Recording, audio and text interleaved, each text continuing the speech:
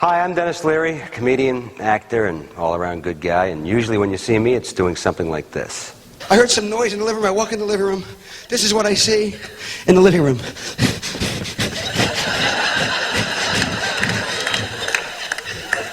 He says, look what I invented, Dad. You didn't invent it, Curly invented it. But today I'm here to talk about something very near and dear to my heart. A close friend. His name is Stanley, and he's considered by some royalty, by others, a religion. This is Lord Stanley's Cup. We all grew up with the same dream, and that's one day to lift the Stanley Cup. We all have that same dream. It's always been my dream. Even today, I still dream about it. I don't think a guy who hasn't won a Stanley Cup doesn't sit there and think about lifting that cup over their head. I've always said that the Stanley Cup to me is a holy grail. You spend your whole life dreaming of maybe playing for the Stanley Cup and winning it. It's the ultimate. It's why we play. And first of all, you want to make it to the NHL, and second of all, you want to win the Stanley Cup. You're almost leery of touching it. It's there, and you're sitting in the dressing room afterwards, and it's the greatest sense of relief, and you're looking at that thing saying, that thing's actually in the middle of our dressing room. If that's what Gordie Howe went after, if that's what Jean Beliveau went after, I'm going to get my picture taken with that. I'm going to be able to take my picture home, put it up in my mantle, and whether nobody else ever sees it, I will be able to see my picture with Lord Stanley.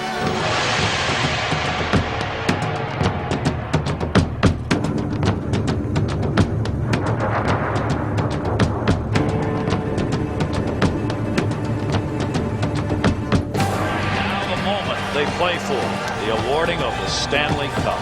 The original Stanley Cup cost $48.67 in 1892. They spend millions of dollars now trying to get their names inscribed on it.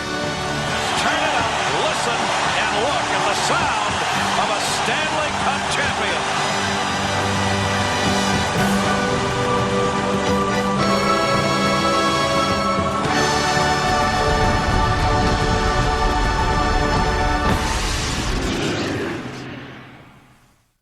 Welcome to Lord Stanley's Cup. I'm here in the Hockey Hall of Fame, and I know what you're thinking. What's that big silver thing that Larry's standing next to? This is the Stanley Cup. And before you start thinking that this is just another sports trophy, think about this. The Stanley Cup has seen more things and been to more places than you and I ever will. It's more than a trophy. It's hockey's ambassador. It's been received by presidents and prime ministers, professional athletes have cried over it, and millions of people have cheered for it all over the world. Millions of people ever cheered for you? I didn't think so. It's also the only sports trophy that has the name of every winner engraved on the trophy itself. You win the Super Bowl, whose name's on it? One guy, Vince Lombardi. Ever hear of Pud Glass? Of course you haven't. Nobody has. But his name is on the Stanley Cup, right beside Wayne Gretzky's. Forever. You win, and you're a part of history. Now on the ice, there have been some pretty amazing performances when the cup's on the line, so we start you off with the guys who've done their best when it mattered most.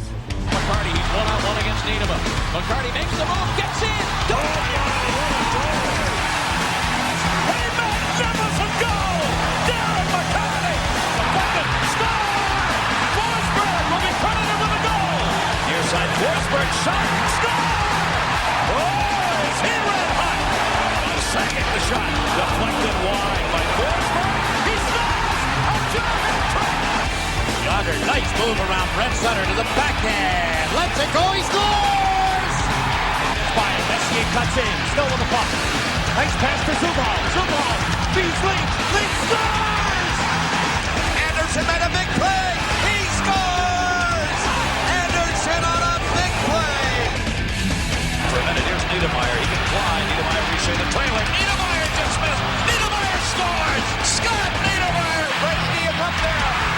Gretzky scores! Wayne Gretzky! Unbelievable! Kovalov! He scores! Alexei Kovalov! Penalty back to the players. Recchi was knocked down. Lemieux dances and it scores! Here's a steal. Messier. Shoots. Smith stops it. The rebound. Smith stops it. Another shot. Smith stops it. You've heard him before. Great save by Smith. Here comes Boy against Mike Richter. Saved by Richter. A penalty shot for Pavel Bure, and Richter has held the fort. Play out there for Garpenau going in. One down, rebound. Another shot. Oh, stop the ball. Here's another one. Stop that. Oh, more important to game, the bigger Patrick Waugh plays. What can you say about Patrick Waugh? If Canadians win this game tonight, you're looking at the Conn Smythe Trophy winner. That's it!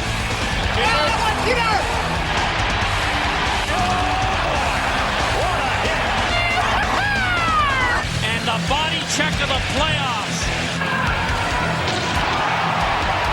That's it, beautiful! Boy, that is Mark Messier at his very best. Bobby Orr behind the net to Sanderson. Orr! Bobby Orr! Scores in the Boston Bruins! Have won the Stanley Cup! And Kempton and Charlie beat it up, coming down. They score! Here's the chance for the jam! Oh, and roll by the open side. He got another crack at it. He scores! The Canadians win the game in overtime again. Shot, he scores! That's why you pay him $1 billion. He is an amazing man. Every year when a champion is crowned, it means that new stories are written and new legends are born. But in the late 1990s, the Detroit Red Wings added stories to the Cup's lore that may never be forgotten. Detroit's identity as Hockey Town was cemented in the 1950s, when the Red Wings captured 4 titles in 6 years. But that legacy slipped to distant memories, as 4 decades of disappointment were heightened by the frustration of the mid-90s. But in 1997, that would change.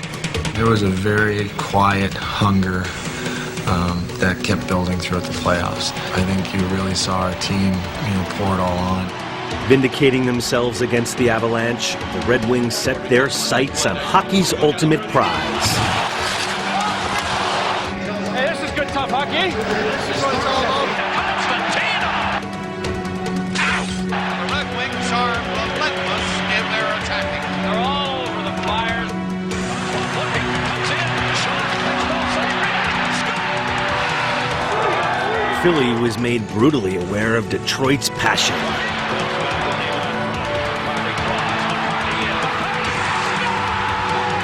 15,395 days since they won the Cup. 3 seconds left, and the Detroit Red Wings are the Stanley Cup. We've won the Stanley Cup. We've got a summer to enjoy it and start all over again. Let's make this the greatest summer of our lives. But the celebration was tragically halted. We're just getting ready to take the Stanley Cup around town, and we got that tragic phone call. Vladimir Konstantinov of the Stanley Cup champion Detroit Red Wings is in serious condition. Everybody was on such a high and feeling so good about themselves, and then all this happened. It felt like you just wanted to give that cup back and just have Vlad and Sergei come back. Expected each morning to wake up and that you were going to read in the paper that they were released from the hospital and everything was going to be normal. And day after day it kept going, and you realize that things aren't going to get to normal for maybe forever or for a long time.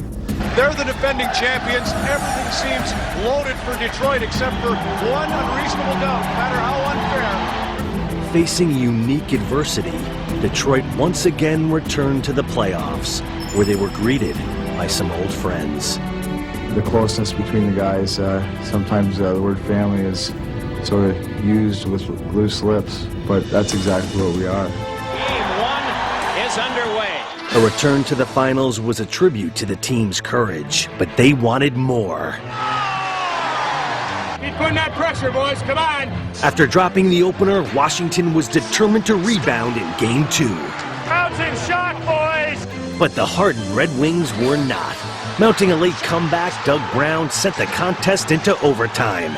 Chris Draper would complete the drama. The incredible comeback is complete. Up 2-0, Detroit looked to repeat the sweep. Detroit looking up, staying offside. Fedorov shot. He scores! Sergei Fedorov. This is Fedorov. Pass, a good one. Score! Brown took the beautiful pass. Lirianov back to the line. LaPointe with a drop score! Martin LaPointe with a 60-footer. And the Red Wings pouring on. Kozlov coming right in. Score! Brown gets his second of the game. And you know, that might do it. And they're starting to shine the cup. Boy, aren't they? I found the most touching moment maybe when there's 15 minutes to go in the third period, and there was, I think, a whistle, and all of a sudden there was a lot of noise, and you could see everybody looking up behind the Washington net. Look at this. Look at this. Oh, my. Vladimir Konstantinov, his wife, Irina. Unbelievable. And even the Washington fans put their hands together. And boy, oh boy, it doesn't get any better than that. You know, our whole bench stood up and guys are banging on the board and stuff. And this is like 15 minutes to go in the third period of, Game 4. You know, Bob, you have to play 40 games during the season or one during the finals to get your name on the cup. Surely to God, they'll put this guy's on. When we win the game 4, and they have a Stanley Cup, it's going to be an emotional moment, because last year when we won the cup, they didn't have a time to enjoy it, and it would be nice for them to have that kind of glory moment to share with us, and once again to see their faces smiling and to see them happy. And Benchuk, Osgood with his arms up over his head coming out. The Detroit Red Wings have won the Stanley Cup for the second year in a row.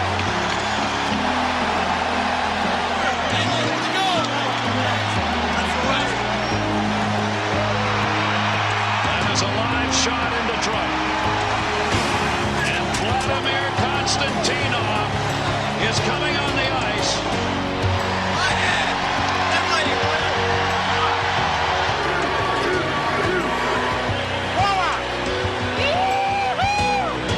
And right now the Conn Smythe Trophy has been awarded to the captain of the Detroit Red Wings.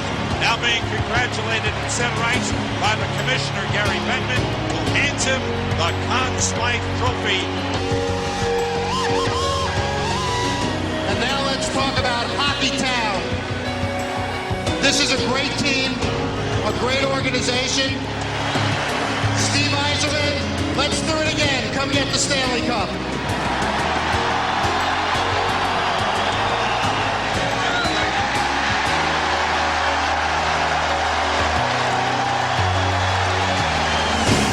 And Steve Yzerman is giving Vladimir Konstantinov the Stanley Cup. And the team surrounds him. What a moment. Oh, my. It was a special moment, something you don't really see. I mean, it's almost like a movie script, really.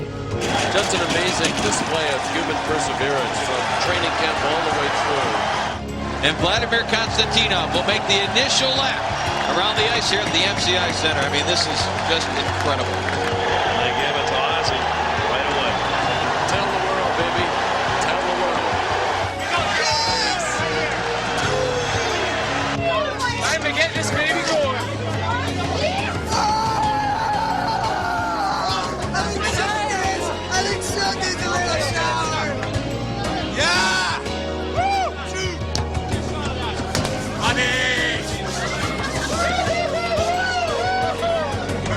It's nice. It's never had it. Christopher, congratulations, buddy. I love you. You showed him, buddy. You showed him. You did it. You did it. All right, so you play hockey every day. You cheer like crazy watching your team on TV. And if you're like me, you go to sleep shooting pucks in your dreams. But you'd still give your right arm to know what it's like to play just 1 minute, just 30 seconds of one NHL playoff game. Well, my friend, you are not alone. Because players and coaches aren't the only people who get cup crazy this time of year.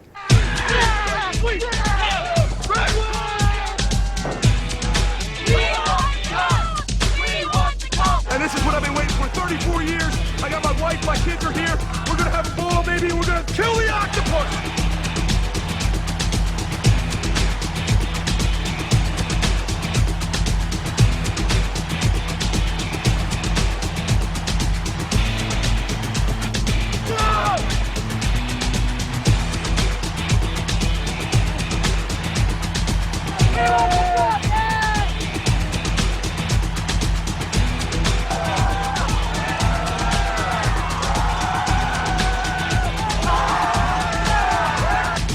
Helter-skelter right now.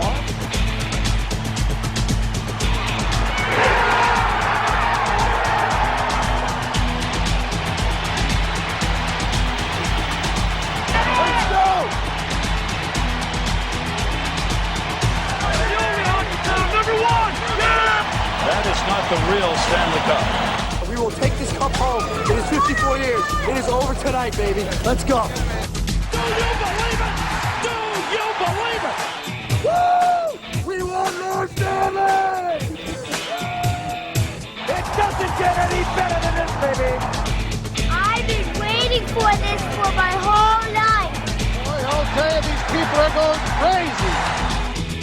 Yeah! Woo! This is bringing people out of their seats. You gotta love it. This is hockey, baby. Let me the demo! 40 years in, baby!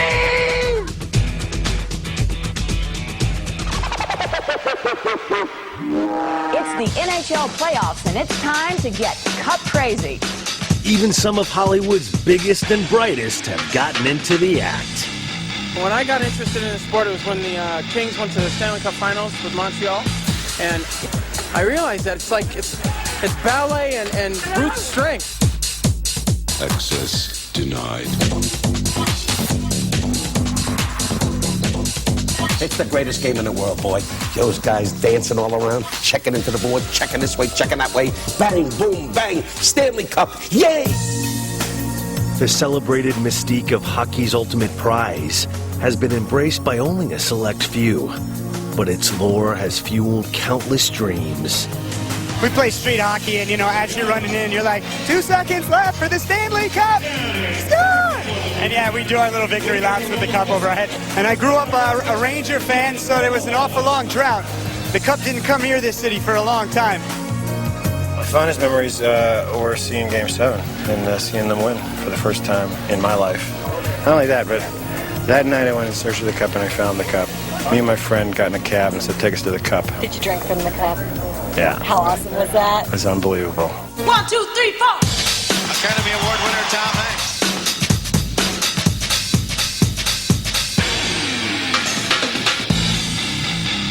And you gotta get cup crazy. Ooh, please phrase your response in the form of a question. You'd have to be clueless not to be cup crazy. No, sorry, I'm afraid the correct response is, what is cup crazy? And good on a cracker. If you were going to do a movie, a hockey movie, and you could cast yourself to play any part, and the storyline could be anything, what would it be? I'd hoist the cup over my head. This is the Stanley Cup, awarded to the greatest team in the coolest game on Earth. Can I keep this? All right, time for a little history lesson. Here in the vault just off the Belgrade Hall is the original cup presented by Lord Stanley.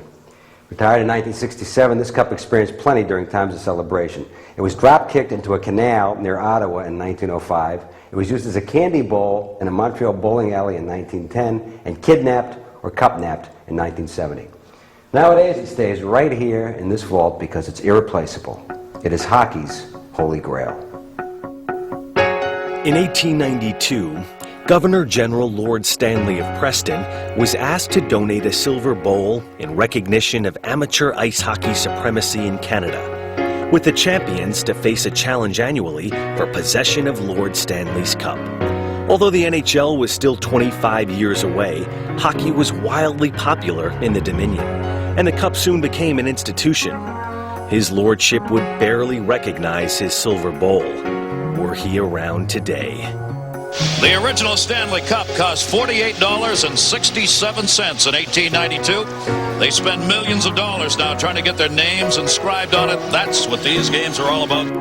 At the turn of the 20th century, the Cup's lore had reached every corner of Canada, inspiring the Dawson City Klondikers to set off by dog sled in the first leg of a 4,400-mile journey to challenge the reigning Cup holders, the Ottawa Silver Seven. Although the Klondikers were no match for the Ottawa dynasty, their incredible journey instantly became part of the Stanley Cup legend. Over the course of a century, the game has changed significantly, as has the trophy. The cup has certainly taken different sizes over the years, and if you see old photos or old videos of that, you can see how the cup has gone from the bowl to the cigar shape to a long tube to a short and fat one and it's in its 36 inches, 35-pound weight now, that guys just do anything to lift over their heads. The trophy's base may have varied, but the bowl is a fixture, seemingly with its own personality from a century full of adventures. But what makes the cup unique among sports trophies is its annual engraving, making it a piece of living history. The cup is over 100 years old. You win and your name goes on it. If you look today, you'll see all the winners from 1893 onwards. As we know now, each player gets his name on it, the coaches, the managers, the trainers, and of course the team and the year they win it. The one that you hoist this year is the one that Eisenman hoisted, or Howe, or Orr, or Morenz, or all the greats before you, and all the greats that will come after. Everyone imagines themselves winning the cup. It's a dream as old as the game itself, and you can be sure that tomorrow's champions will have envisioned lifting the cup 1,000 times before they ever play their first game in the NHL. Everybody who ever laced on a skate dreams of a day like this. I know most of the kids that I grew up with, their ambition was to be a hockey player and to win the Stanley Cup. That was the ultimate thing in life. Well, you know, from the very first time I put on a pair of skates, I guess, in an open-air rink, I was about 5. And I started playing for the Stanley Cup then. I won the Stanley Cup on a daily basis. Every day that we played, at the end of the game, there was a time when we were carrying the Stanley Cup over top of our heads. I think for any kids, when you see playoffs, you going on the street and play hockey and just dream to be this guy. I won it more times than I can shake a stick at. We won it, and I never played goal, ever. Always scored the game-winning goal. Always was first star, second star, and third star. I can relate to being 8, 9 years old on the street, simulating the 7th game, overtime, Stanley Cup. Boom, boom, Jeffrey on the breakaway, shoots and scores, and wins the Stanley Cup. Well, every player that's ever played has won this cup in the arena of his mind, in the backyard, or in the streets. And even though we were playing on roller skates most of the time, you know, you just dreamed of, you know, skating around with that Stanley Cup. Maybe we had a trash can over our head or something like that. When I was a kid, we had this silver ashtray that was probably 3 feet high. And I mean, that was the Stanley Cup in our house. We used to play in our basement hockey with little sticks and tape balls, and my cousins and brothers and I would go down there and we'd have tournaments, and my brother would make a cup, and we'd advance to the cup, and when we'd win, you know, it was a bragging rights, and it was exciting to us. It was intense. I've been to the parades in Edmonton. It's just amazing because they're just idols and they're just heroes, and as a kid, you know, you want to be one of them. And to see the Stanley Cup, the streets, I'll never forget. When I was growing up, there was Peter Stastny, a couple other guys who defected, who had to defect, and not knowing if ever they're going to come back for one reason, to play in the NHL and to win the Stanley Cup. And you started thinking, oh, it must be something very cool. Always been my dream, you know, growing up watching the Bruins. Even today, I still dream about it. I don't think a guy who hasn't won a Stanley Cup doesn't sit there and think about lifting that cup over their head. We've all won it in our imagination, have we not? But only a select few get a chance to really win it. Enshrined here at the Hall are men who trained, sweat, and sacrificed, all for the chance to win this. But for all that effort, not every Hall of Famer's had that feeling. Some sacrificed just as much and trained just as long, but never shared the thrill of lifting the cup. I know how it feels when you lose. It feels like when you wake up the next morning, you put so much into it, it feels like there's been a death in the family. How much worse could it ever get than that day? That was the worst day of my life. One of the greatest tragedies in life sometimes dies in a man while he lives. And the Capitals stand there, exhausted, with their heads hanging low. Obviously, you've missed something because you didn't achieve your ultimate goal.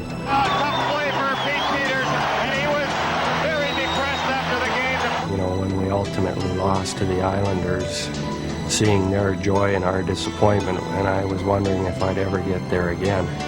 And Hextall now has the look in his eye of someone who hates terribly to lose. There's going to be a lot of great players go through their careers and never have the opportunity to get their name on the cup. Some of the failed quests have been so painful that they too have become legend. It's a tough one to lose. What a show the Panthers put on. One team that seemed destined to win a cup was the New York Rangers in the early 70s. Their star-laden lineup made them the darlings of New York sports fans, and Emile Francis guided them into the 72 finals. but New York's Garden Party was spoiled by Bruins superstar Bobby Orr. We're playing the sixth game. The score is 0-0. There's about 3 minutes to go in the second period. The puck comes out to Bobby Orr. Orr made a move that only Bobby Orr could make. He threw the puck to the inside of the rink and pulled it back and took a step around, fired the puck and beat Villemure on the glove side.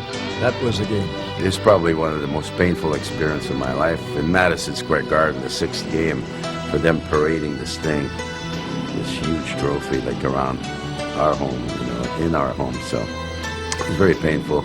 22 years later, New York finally got to celebrate its championship. But like all Stanley Cup battles, there were emotional casualties. When you go to the seventh game and you're laying in your bed that afternoon thinking about, you're 60 minutes away from carrying the Stanley Cup around Madison Square Garden. You're that close, and to fail, it took a while to get over that. Even the powerful Oilers were not immune to heartache. One of the cruelest episodes in hockey history occurred in 1986, when a rookie made such a colossal Game 7 blunder that it derailed a dynasty. Steve Smith won't soon forget his 23rd birthday.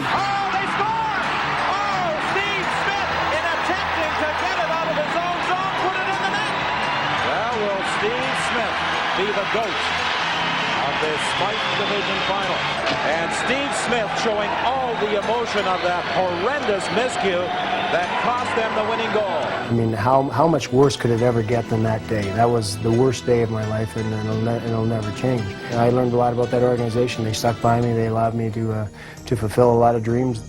After 13 months of living hell, Smith got his reprieve.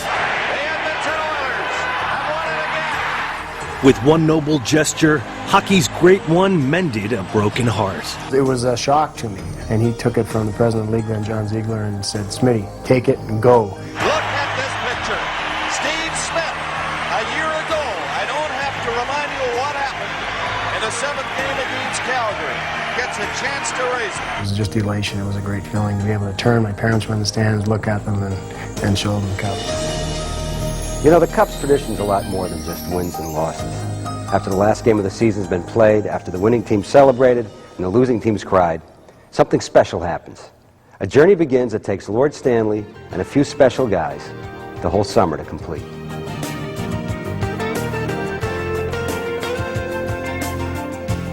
I think one of the neat things about the Stanley Cup is obviously its off-season travels. Each player gets it for a 24-hour period, and that 24 hours is used right up to the second in most cases. Your night is done when they're done, and that could be 1 in the morning, that could be 6 in the morning. You're in the public, and you have to answer the first question of the day like you would answer the last question of the day. Your job is honor and integrity, and you got to maintain that. I take my job very seriously. I take the tradition of the Cup very seriously. Like you take it to hospitals where you put it in the lap of a kid who just broke his leg or has been paralyzed, and to see the kid, like they're almost crying, Like I had a lady in a wheelchair. She was 86 years old, and she's telling me one of the things I wanted to do before I die is to touch the Stanley Cup. And she showed no emotion on her face, but you could see the tears rolling down, and I'm like how do you not get moved by that, I have some very special days. Being able to travel to Sweden for 8 days was tremendous. We had a very good time with Anders Eriksson at his party. Probably the most fun I think though I had was the 2 days I spent with Joey Koser. He took the Cup home to his home in Kelvington, Saskatchewan. That's a town of about 900 people, and his civic rally drew about 3,000 people. Wow. People came from buses of 4 or 5 hours away to come see the Stanley Cup, and then the rest of the time we hung out at his farm by the campfire and sang songs. Here's Simon. He has two loves in life. One of it's fishing and one of it's hockey. So he combined them both. He was fortunate to win the Cup. We took it out in a boat into Walwell Lake, and we fished for 4 hours, and he was just in heaven, sitting with the cup beside him with a fishing rod in the water. Unfortunately for Chris, though, he didn't catch anything that day. It travels now, not only Canada and U.S., but obviously there's Europeans in the National Hockey League, so it goes over to Europe, and throughout the summer, the Cup sees some really neat things. I think in Moscow, we underestimate what people around the world think of the Stanley Cup and that sometimes, because they were thrilled to see it, to have Fedosov and pass it around to some of the people to actually, so they could touch it. That's a real one. That was something probably in a lifetime when we might not ever see again, to see the cup overseas and into Russia and into Moscow. I've always believed it's about the luxury of having your fingerprints and your name on that trophy, but I think it's more about the sweet feeling you have when you hoist the cup overhead and you know that you're in for the most beautiful and endless summer of your entire life.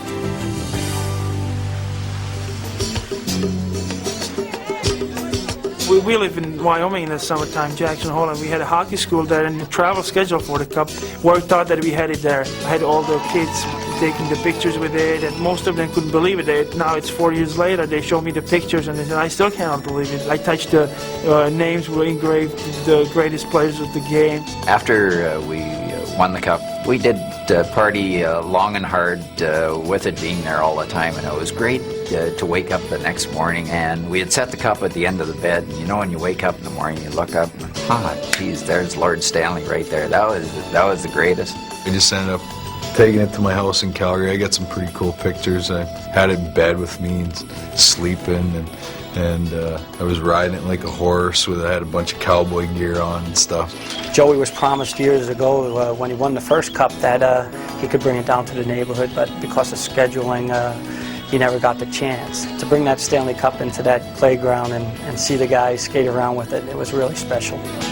We had a big street hockey game for the cup. You know, I had divided my friends, you know, equally, and we said, let's play for the cup. And it's too bad to say, but I lost it. So my boys were walking around with the Stanley Cup over their head all the way through the streets. We made several trips with that Stanley Cup to hospitals, and just to bring it to as many people as you could, to let them touch it, to let them feel part of it. I mean, he had it one time right outside of his condominium or his brownstone or whatever in New York, just on the street, and he was sitting on the steps, and people would just walk by, and it was absolutely incredible. They were just like, this just doesn't happen in pro sports. In the summertime, Steve Eisner was going to have a little bit of a party in Michigan, and I said, gee, I'm in Ottawa at the same time, and my family and everybody, we can't get up there the day that he got the cup. And he calls back and he says, you know, if you can't make the Stanley Cup party, the Stanley Cup party's coming to you guys. So we have a great time. Everybody drinks out of the cup. Next morning he calls me and says, you want to go to the hospital? Let's go to the hospital. He says, well, got the Stanley Cup. Let's go to the hospital and visit some kids. And that's very typical of Steve. Spent 4 hours at the Children's Hospital of Eastern Ontario in Ottawa, going from floor to floor with the Stanley Cup and cheering up children's days, and some of them may not see tomorrow. And it was a pretty unique experience. Hey, we're downstairs in an exact replica of the Montreal Canadiens dressing room. The Canadiens, of course, have won the cup an astounding 24 times, which is why I'm wearing this jersey in their locker room. Now, getting your name on this thing once, that's tough enough, but a couple of teams have been able to dominate an era and bring this baby into their dressing room 4 or even 5 times. They're called dynasties. And the men who've been part of a hockey dynasty, well, after a while, they seem to think that they own this thing. Montreal wins the game 4-0 and the series 4 straight. Most fans agree this is the finest hockey team ever assembled. Third consecutive Stanley Cup. No American-based team has ever done it.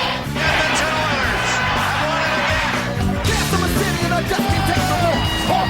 Hit it from the front door. I'm like a rebel and a renegade living in the underground. Come on and mind, they're trying to hold me down. They see my eyes are focused on the prize, on the stage until the fight is never more. Brother, they die.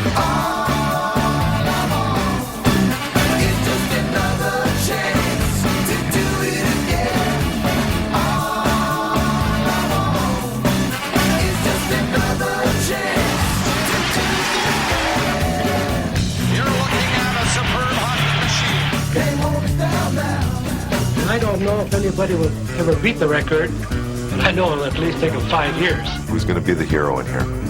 And, you know, the chorus would go around the room, I'm going to be the hero, I'm going to be the hero.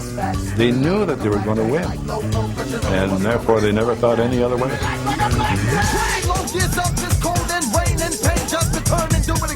got my eyes focused on the prize, because I know one day that we're all going to rise.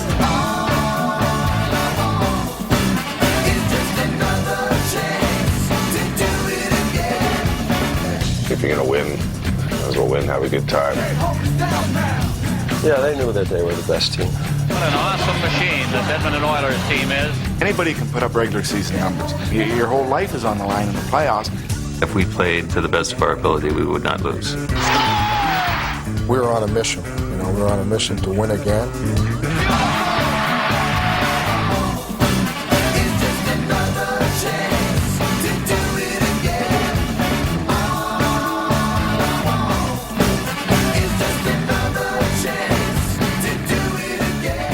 Every team that ever won a Stanley Cup comes away with a couple of things: the memory of lifting it and the pain that went into getting there.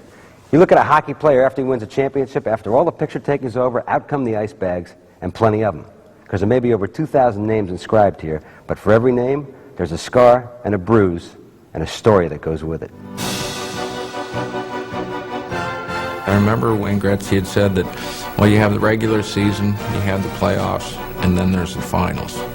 Well, I knew what he meant after the finals were over. No! No! Tremendous physical sacrifice. There's no other sport that has a playoff that lasts 2 months. Let's go! The run of the playoffs is a grueling one, mentally, physically, emotionally. Unbelievable. On yourself, on your family. Unbelievable. With every win, with every loss, with every play. You compare it to a marathon, but a marathon which requires a sprint from start to finish. You know, you just eat, sleep, drink hockey.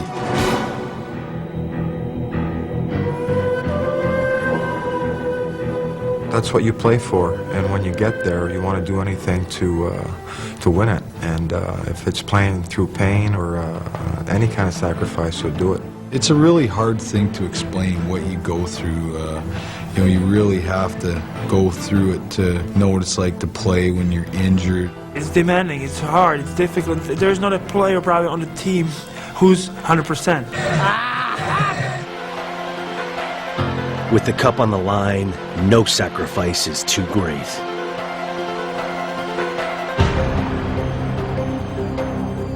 Very first shift of the finals, Mark Messier just comes to take me out. Well, he knees me in the thigh. Well, by the third period, I can't move. Our conditioning coach, he'd say like 3 times a day, he says, "You're not leaving until your heel touches your rear end."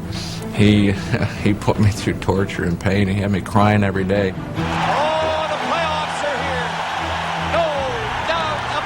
We recall Brent Gilchrist.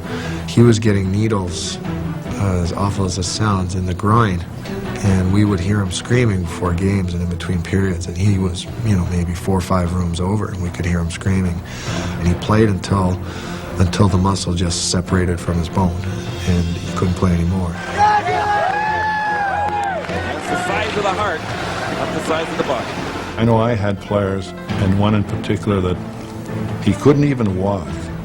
When I told him, "You can't play," he refuses. "No, I'm playing. There's no way that I'm not playing, Al. I don't care. I've been working all my life for this, and I'm going to play." This is the Stanley Cup. You do what you have to do to win. Come on, we can't run here, guys. Now's the time of the year for these players to shine and to step up their game a level and to pay that ultimate price. You see guys living in tubs of ice. You see guys living in the whirlpool. You see guys living on the trainer's table saying to the trainer, "Listen, just get me through one more game with you." And the trainer's saying, "I got to report this to the doctor." "No, you don't have to report anything. You just do what you have to do. Get me ready to play. I'm playing."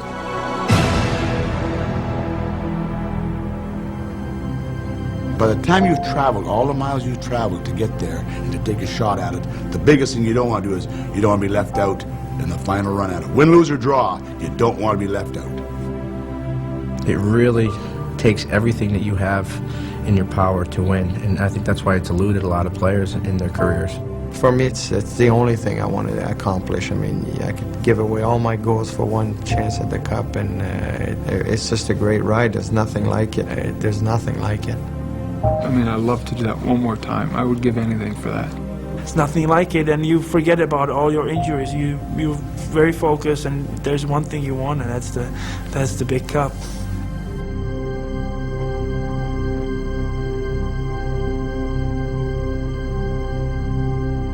Hey, what else is there left to say? But that's what this trophy is all about, isn't it? The memories, the passion, the tradition, the history. It's a history that's 106 years in the making. It's the history of Lord Stanley's Cup. I'm Dennis Leary.